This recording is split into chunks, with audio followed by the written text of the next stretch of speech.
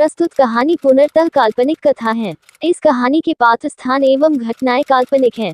इस कहानी का उद्देश्य सिर्फ शिक्षा, प्रेरणा एवं मनोरंजन प्रदान करना है। समाज की किसी भी कुप्रथा का समर्थन हम नहीं करते। इन दिनों जंगल में भयंकर वर्षा हो रही थी। लगभग हर दिन बारिश ही होती, कभी सुबह तो कभी शाम को। ऐसे में पक्षियों को बड़ी कठिनाई का सामना करना पड़ता। कालू का बेटा रोता हुआ बोलता है, मम्मा, मैं अब भूखा नहीं सो सकता, मुझे कुछ तो खाने को दो। माँ, चुप कर जग्गू, तुझे दिखाई नहीं देता? बाहर तेज बारिश हो रही है, ऐसे में मैं दाना कहाँ से लेकर आऊँ? कालू जी, आप जग्गू बेटे को ना डांटें। अब इस बेचारे का क्या कसूर? वो 3 दिन से भूखा सो रहा है। आप कैसे भी करके आज थोड़ा भोजन ले आए। गौरी, मैं कल भी गया था, पूरे जंगल में पानी भरा पड़ा है, गला हुआ दाना भी नहीं मिलता, मैं कहाँ से लेकर आऊँगा? आप रहने दें, मैं ही जाती हूँ। अपने बच्चे के लिए कुछ ना कुछ तो ले ही आऊंगी। गौरी, ध्यान से जाना, ऐसे मौसम में भूखे चील अपना शिकार ढूंढते हैं। अब मरूं या बचूं, लेकिन अपने बेटे को भूखे मरते नहीं देख पाऊंगी। मैं चलती हूँ। फिर गौरी कवि अपनी जान को दांव पे लगा के तेज बारिश में ही घर से निकल जाती है। इधर चिड़िया के बच्चे भी भूख से तड़प रहे थे।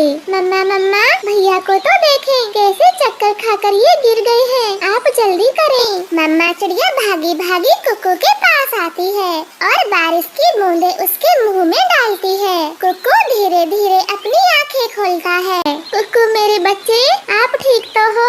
हाँ मम्मा, मैं ठीक हूँ, बस थोड़े से चक्कर आ गए थे। आप चिंता ना करें, मुझे कुछ नहीं हुआ। कुक्कू भाई, ये सब भोजन न खाने के कारण हो रहा है, लेकिन मम्मा क्या करे, ऐसी बारिश में दाना कहाँ से ढूंढ कर लाए। गुड़िया बेटी, आप भाई के पास रहें, मैं बाहर जा रही हूँ। कहीं न कहीं से तो भोजन लाना ही होगा, वरना मेरा कुक्कू मर जाएगा। नहीं मम्मा, मैं भूखा रह लूँगा, लेकिन आप बाहर ना जाएं। कल बुलबुला की मम्मा को चील पकड़ के ले गई थी। बच्चों, मुझे कुछ नहीं होगा, मैं वापस घर आ जाऊंगी, आप घबराएं ना। ऐसे बोलकर मम्मा चिड़िया भी भोजन की तलाश में घर से निकल जाती है। बाहर तेज बारिश हो रही थी। आसमान में काले काले बादल छाए हुए थे, उन्हें कुछ भी ठीक से दिखाई नहीं दे रहा था। ये डंडा, एक काम करती हूँ, इसे अपने पास रख लेती हूँ। अगर चील मुझे मिल भी गई तो उसकी इसी से पिटाई करूँगी। फिर गौरी कवि उस डंडे को अपने कंधे पर रख के आगे की तरफ निकल जाती है। भूखा चील पत्तेदार पेड़ में छुपा बैठा था। उसकी नजर रानो चिड़िया पर जाती है। आ गया, शिकार आ गया, आज इस छोटी चिड़िया को पकड़ के ले जाऊंगा। मेरी पत्नी इसका मांस खा के बहुत खुश होगी। चील चौकन्ना हो जाता है। भोली चिड़िया को क्या पता था, वो उसी पेड़ के बिल्कुल पास से जाती है। तभी चील एकदम से चिड़िया को दबोच लेता है। इतनी भी छोटी नहीं है ये चिड़िया, इससे तो हम दोनों का पेट भर जाएगा।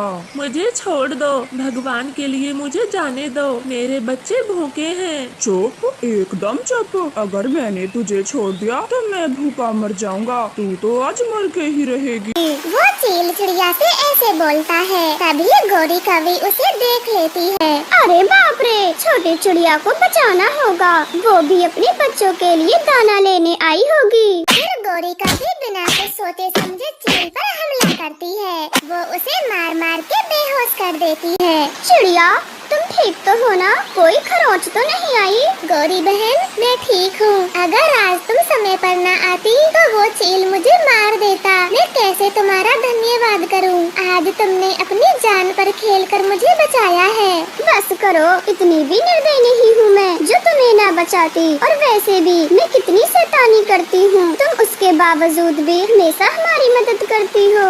वो तो है, लेकिन आज मैं बेबस हूँ। मेरे बच्चे भूखे हैं, उनके लिए भोजन लेने आई हूँ।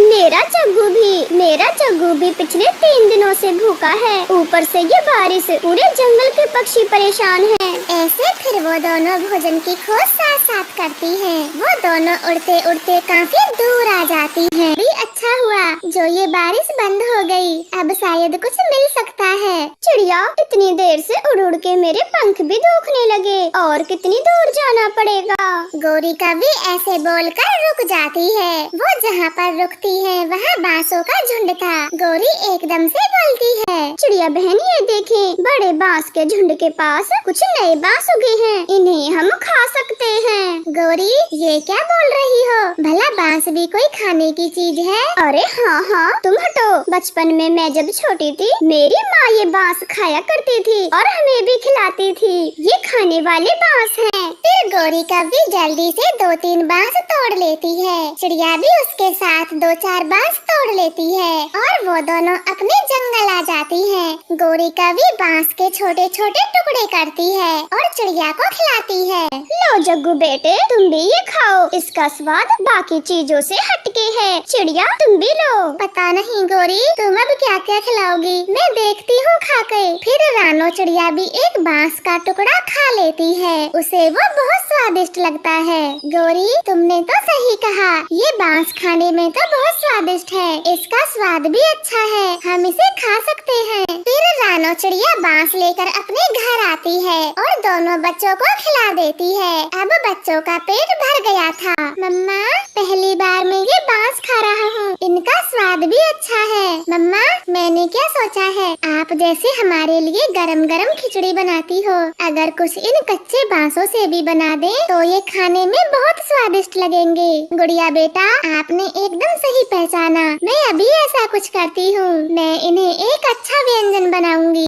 फिर चिड़िया अगले दिन अपनी कढ़ाई चूल्हे पर चढ़ा देती है। वो काफी देर सोच विचार करने के बाद बांस के पकौड़े तल देती है। मम्मा ये तो बहुत स्वादिष्ट है, मुझे बांस के पकौड़े और दो, मैं और खाऊंगा। चिड़िया ढेर सारे बांस के पकौड़े बनाती है और कुछ पकौड़े गौरी कवि के लिए भी ले जाती है, उनको भी पकौड़े बहुत स्वादिष्ट लगते हैं। अरे वाह चिड़िया बहन, आपने तो बांस के पकोड़े ही बना डाले, ये इस मौसम में बहुत टेस्टी हैं, पेट भर गया इन्हें खा के। गौरी मेरे पास कढ़ाई है, क्यों ना और बांस लाकर जंगल के बाकी पक्षियों को भी बांस के पकोड़े खिलाए जाएं, जैसे हमारे बच्चे भूखे थे। ना जाने कितने पक्षियों के बच्चे भूखे होंगे। ठीक कहा चिड़िया, मैं भी तुम दोनों के साथ जाऊंगा बांस लेने, ऐसे में दूसरे पक्षियों की मदद करना बहुत अच्छी बात है।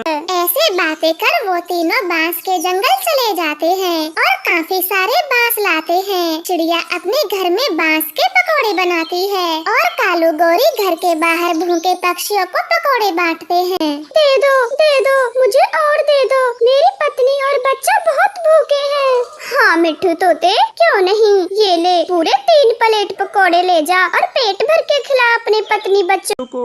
गौरी कालू ये बांस के पकौड़े तो बहुत स्वादिष्ट हैं, मुझे भी। तो वो कबूतर को भी 1 प्लेट पकोड़े दे देते हैं। ऐसे वो सभी पक्षियों को बांस के पकोड़े खिलाते हैं और खुद भी खाते हैं। प्यारे दोस्तों आपको हमारे बांस के पकोड़े कैसे लगे? ये वीडियो आप लोगों को कैसी लगी कमेंट बॉक्स में जरूर बताइएगा और चैनल को सब्सक्राइब करके बेल आइकॉन की घंटी को ऑन कर लीजिएगा।